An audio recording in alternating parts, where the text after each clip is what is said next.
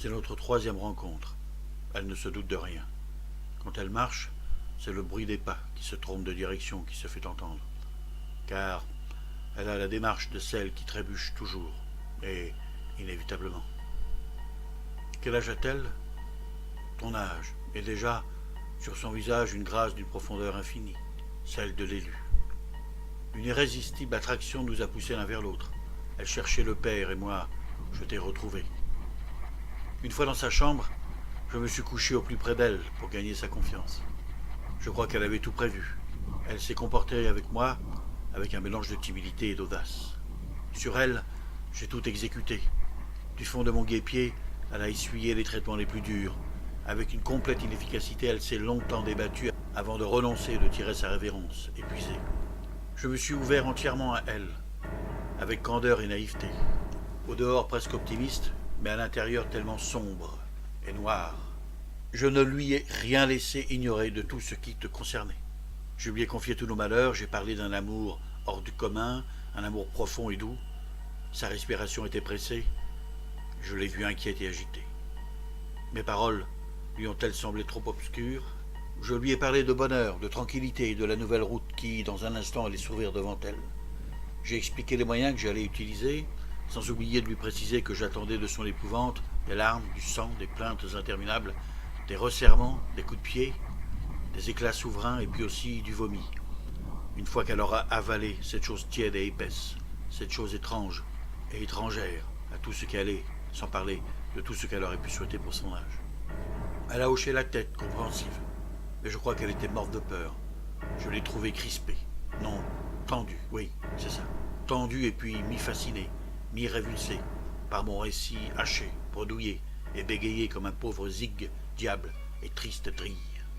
Et puis, pour son malheur, elle m'a pris en dédain et sans me prévenir, elle s'est mise à hurler. Sa réaction violente a rendu impossible la suite de mon exposé, nos voix se sont entremêlées, je crois qu'elle envisageait de me trahir, cette petite peste voulait s'échapper. Course folle dans sa chambre, la cuisine, le salon et à nouveau la cuisine. J'avance, j'occupe le terrain, je l'appelle de tous mes fibres, je soumets car entre mes mains, aucune force ne peut réussir à me voler cet instant unique. Il est pour moi cet instant, moi seul. Un tremblement la saisit, elle ne comprend pas ce qui lui arrive. Avant d'éclater en sanglots, son corps dégage une impression de contrainte. Je prends l'ascendant sur elle qui me fixe, effaré. Mais voilà que je scintille maintenant. J'ai un je ne sais quoi de surnaturel. C'est le mal qui fait sa tournée, et dans ces moments-là, eh bien, il est invincible. Alors, les secondes dureront des minutes et les minutes des heures. Dans une résistance inutile, elle accourt à mes pieds pour y déposer sa rage de vivre, une rage idiote et pathétique. Un instant, j'ai pensé, la pire des choses au monde, eh bien, c'est qu'elle en réchappe. De terreur, elle en est pleine, à ras-bord. Mais elle n'en démord pas, fière, et tout en elle s'est immobilisé pour résister, souffrir et hurler. Elle donne tout ce qu'elle a. Elle s'est agitée et perdue, elle vacille. Elle trébuche, se relève, reprend sa course folle. Libératrice de cris et de hurlements, l'épouvante bat son plein. Je croise ses yeux avant de saisir sa taille de sablier renversé, ses petits poignets fragiles et ses jambes explosives. Tout en elle, tout annonce les premières condensations d'un jaune soufre, 1000 chandelles que sa terreur ira souffler d'un coup d'un seul, sans prévenir et sans effort. Mais la voilà qui réclame un sursis. Pas de repos, pas de place pour la moindre accalmie. Elle tente de se maintenir debout, haletante, la bouche ouverte et laide. Ses membres rechignent et leurs articulations résistent puis frémissent doucement. La lutte est inégale. Ses yeux se ferment. Elle grimace et tombe à terre. Sa tête a violemment heurté le carrelage de la cuisine. Elle a basculé. Elle s'est comme renversée, mais... Où donc? Je ne la vois plus, mon Dieu. Je ne la vois plus. Je la retrouve. Je prélève maintenant. Je prélève à corps et à cri, dans la douleur et l'épouvante. Le vertige nous saisit, elle et moi. Il nous pousse vers la sortie, toujours la même. Celle d'un dénouement sans surprise, puisque tout a été décidé à l'avance. En dépit de ses protestations, je me suis frayé un passage entre ses bras, ses jambes et ses cuisses, trouant mon chemin à coups de coude, de genoux, de poings. Son appareil dentaire qui était collé à ses dents a volé en éclats. Je l'ai écarté d'un geste brusque, sans ménagement mais sans gloire, comme une nécessité triste et décevante dont on subit l'inévitable exigence, la mort dans l'âme. Elle a lancé ses bras vers le plafond, avant d'extraire de son ventre et de sa poitrine un hurlement de bête. Mais comment la faire taire? Comment?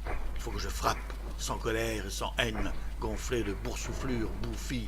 Il faut que je la retienne et que je frappe pour qu'elle se taise. Ses yeux ragent. Après quelques contorsions puissantes, la terreur a enflammé ce qui lui restait de regard. Enfermée comme une peinture dans sa toile, elle résiste encore, acharnée à souffrir. Dans une grimace puissante et tendue jusqu'à la déchirure, à l'extrême limite des tissus de son visage d'adolescente, tout en moi bat la charge.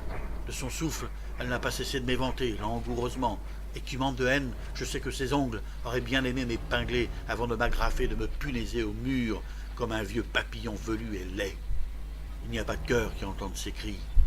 Moi, je ne sais que faire de ces toutres de larmes et de sueur, car si je la presse, qu'en sortira-t-il? Il s'est écoulé quoi? 1 minute, peut-être 2. Je suis tout feu et elle, de glace. Ses jambes fléchissent. Elle s'affaisse, puis s'effondre à nouveau. Tous ses membres ont poussé un gémissement sanguin. Dans sa douleur, elle s'est comme tordue dans un immense influx nerveux. Un miroir au-dessus d'elle m'a tendu son reflet. J'ai détourné mon regard. Elle a déchiré son chemisier en écartant les bras. D'écorce tenace, j'ai fendu son armure avec peine. Un oreiller, un coussin, je ne sais plus, a clos sa bouche. Sanglé, je l'ai saisi en retenant longtemps mon souffle, longtemps, pour pouvoir durer. Je cajole. Dans sa bouche, je trouve une langue qui tremble dans une salive abondante mais acide. Quand ses dents renoncent à me mordre, mâchoire en suspens, épuisé d'avoir trop cherché à m'infliger une blessure idiote, c'est sa salive qui me brûle la gorge. Alors pour un peu, j'en cracherai bien tout mon sou, pour ne pas la boire et l'avaler brûlante de haine et de dégoût, sa salive. Je caresse et je menace, alchimie avortée des corps, la fusion tarde à venir, sans doute ne se fera-t-elle jamais. C'est à désespérer de tout, car elle ne veut pas renoncer, non, elle ne veut pas se rendre, ni se soumettre. Elle repasse devant mon tourniquet pour la 3e fois. Il va à toute allure, elle est accrochée au passage, puis happée en un éclair. Debout, elle tourbillonne, ça va trop vite, elle n'en sortira pas. Au rythme de ses supplications tortueuses, j'ai tété sa douleur, une bave luisait aux entournures. Lorsque je me suis agenouillé, c'est encore toi qui t'es levé sur tes jambes longues et frêles d'adolescente ensanglantée en gouttes perlées rouges et noires le long de tes cuisses, des chaussettes blanches dans des souliers vernis, comme pour une première communion avec l'au-delà, là d'où l'on ne revient pas pour y être allé contrainte et forcée. Mais maudite besogne, puéril triomphe. Pourquoi mes gestes sont-ils si lourds? Pourquoi, pour la première fois, j'aimerais être à 100 lieues d'ici, avec toi, certes, mais ailleurs, loin de ses pleurs, de ses cris, de son corps qui ne veut pas déposer les armes. Non et non. Auprès d'elle, je ne serai pas l'image sordide d'un détraqué. Je ne serai jamais ce que je suis pour elle, là, maintenant. 1000 fois non. Et je ne serai pas non plus ce qu'il a été pour toi 1 heure durant, au fond de cette cave, cet après-midi-là. Jamais. Je ne le serai pour elle, car je sais tout ce qu'il faut savoir et la connaissance que j'en ai me protège. J'ai enfilé la combinaison de cette vermine et je porte son masque, mais je ne suis pas ce qu'il fait. Quand je prends, c'est la mort dans l'âme. Quand je soumets, c'est ta déchéance à toi qui me saisit de plein fouet et qui me vole la dernière once d'humanité qui est en moi. Car je crache sur le pouvoir, qu'elle le sache une bonne fois pour toutes. Les plaisirs des sens à sens unique me font vomir, mais qu'elle le comprenne. Un broiement dans les os, elle a fini par céder. Elle fond en larmes maintenant. Elle pleure les sanglots saccadés.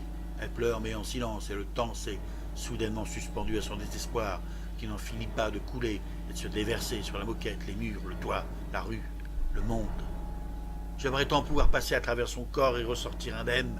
Et puis, elle avec moi, nous deux ensemble, mais elle n'en sortira pas. Aucune brèche possible. Elle et moi, on ne peut plus revenir en arrière et elle le sait.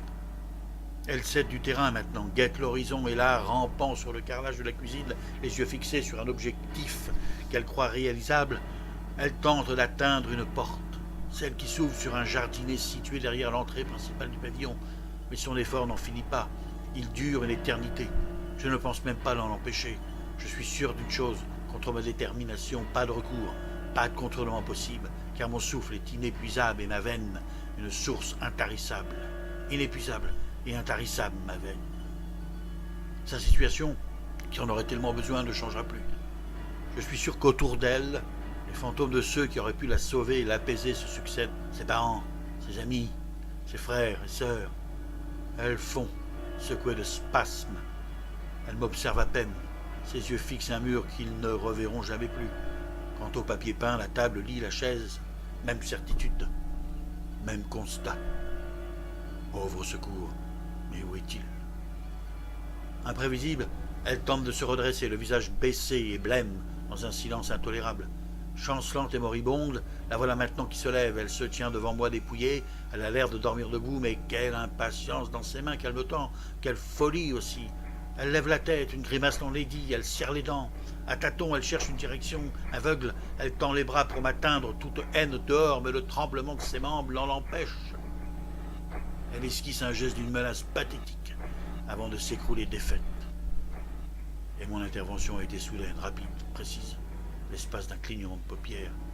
J'ai porté un coup décisif et profond, jusqu'à la racine, et elle a glissé vers le néant, frappée d'impuissance. Ahurie, elle est incapable d'émettre un son. Hébétée, vaincue, tout comme toi, quand tu l'as été, ses yeux ont finalement vu clair. Elle a vu clair, la petite, en elle et en moi. Elle a vu juste aussi.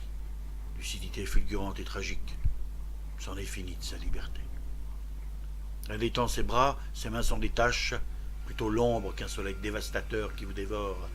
Elle a réalisé toute l'horreur de la situation au moment où sa bouche a dégorgé un sang noir et épais, car tout lui est remonté par la bouche.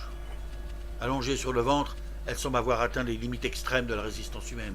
Soumise et comme paralysée, un monde étrange et déconcertant émerge maintenant de son effroi. Nue, entre mes pattes et dans mes plis et replis, son bras gauche lutte encore, faible, il va et vient, il s'agite et fend l'air tel un éventail. Son bras droit, lui, a été neutralisé quelques minutes plus tôt, je crois même qu'il est fracturé. Je l'ai considéré longtemps avant de m'en approcher, j'ai gagné ses reins par le versant nord, sa poitrine plein sud, et là, tout près, j'ai découvert des veines saillantes, sous une peau maigre et blanche, d'une pâleur translucide. Studieusement penché sur elle, mon souffle effleure maintenant sa nuque. Son pantalon baissé jusqu'aux genoux, à force d'endurance et d'obstination, je suis parvenu à me hisser sur elle comme un naufragé sur une embarcation, car elle est mon dernier salut et mon dernier espoir de te retrouver dans l'état où tu es parti. Lentement et progressivement, j'empoisonne son existence. De toi, je la contamine. J'ai usé ses lèvres, son ventre, ses reins, ses cuisses. Je l'ai garrottée pour colmater les brèches d'une hémorragie, et là, elle ne m'a plus repoussé. Mon intervention l'a sauvée, puisqu'elle s'est immobilisée, toute contrainte, silencieuse, les yeux écarquillés, sans plus d'interrogation. Et c'est à mon tour de pleurer maintenant, sans aucune gêne, ni honte. Je la revois, autiste, et molle. Il est tard et elle ne bouge plus. Elle s'est gonflée d'une mauvaise graisse et d'un mauvais sang qui coule en sueur grise et noire sur sa poitrine. Mon Dieu, si jamais elle sèche, elle disparaît, c'est sûr. Et moi, je me retrouve seul, désœuvré, sans témoin et sans objet. Ses yeux sont encore saisis d'épouvante pour les quelques heures à venir, les dernières, avant la nuit qui viendra l'enfermer. Un miracle fabuleux s'est produit, son visage éclairé d'une grimace hideuse m'a presque semblé beau. Oui, beau, la tête renversée, les flancs à découvert. Elle aurait pu mettre à genoux tout le genre humain, car, à ce moment précis, c'est bien toi qui m'as regardé. Je tends l'oreille. Dehors, la rue est muette et les voisins absents ou bien simplement endormis. Un soupçon d'apaisement a gagné son visage. Sa béatitude soudaine, inconsciente mais lumineuse, m'intimide. Elle se mue en une déchéance paisible et résignée. Le battement dans sa poitrine ralentit, presque imperceptible. Je lui tâte le pouls. Je crois qu'elle est en perte de substance. Je suis tout près de la perdre. Je la ranime comme on remonte un réveil, un automate, car son silence et son immobilité me sont insupportables. Son corps trône au milieu du lit. Elle a bougé. Grâce aux imperceptibles clignements de ses yeux, je sais qu'elle vit encore. Sous l'emprise de son agonie, elle prie et elle divague. Je crois bien qu'elle affecte de ne plus exister qu'au travers de cette prière. Ses chants sont nuls, mais elle prie dans une langue incompréhensible, un Dieu qui ne peut rien pour elle, tout comme lui qui ne peut rien pour moi, et lui encore qui n'a rien pu pour toi, parce qu'il ne peut rien pour lui-même, ni pour personne. Sa respiration se fait de plus en plus sourde. Le temps d'un murmure indistinct, la voilà silencieuse, muette comme un glacier. De la gelée. Voilà ce qu'elle est, une gelée flasque, sans forme. Elle a fait ses bagages. Ses valises sont bouclées ailleurs. Quelque part, on l'attend déjà. Qui sait même, on s'impatiente. C'est l'asphyxie. La vie ne circule presque plus, une goutte se forme, elle entre, elle se remplit.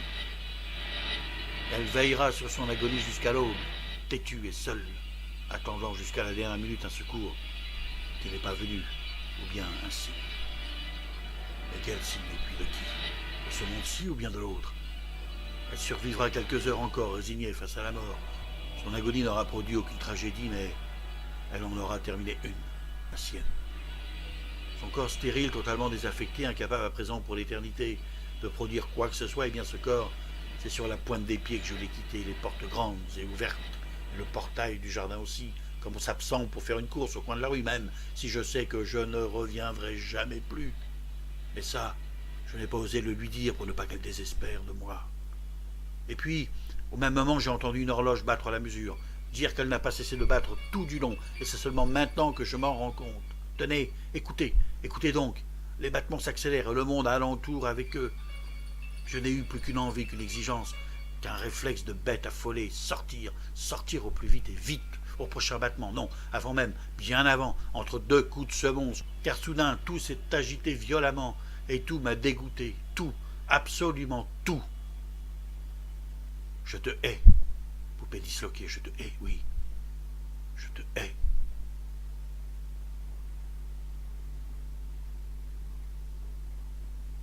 Extrait du titre, pièce à conviction, de l'auteur Serge Uleski.